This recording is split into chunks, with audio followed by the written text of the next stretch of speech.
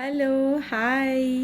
இன்னைக்கு ஜாராவை dance கிளாஸ்லேருந்து big பண்ண தான் கிளம்பிட்டேன். கிளாஸ் முடிஞ்சு வரும்போதே சாக்லேட் வேணும்ன்ட்டு அடம். சாக்லேட் சாப்பிட்டுட்டே வந்தாச்சு.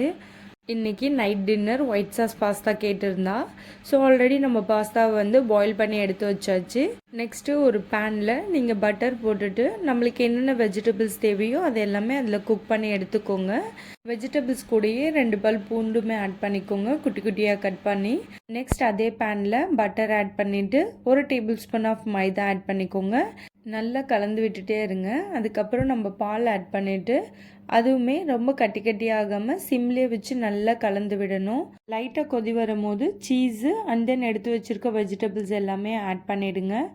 கலந்து விட்டுட்டு pasta, oregano, red chilli flakes, salt, கொஞ்சமாக பெப்பர் எல்லாமே போட்டு நல்லா கலந்து விட்டுருங்க. அவ்வளோதான், நம்மளோட பாஸ்தா ரெடி ஆகிடுச்சு. இதே மாதிரி இன்னொரு வீடியோவில் பார்க்கலாம்.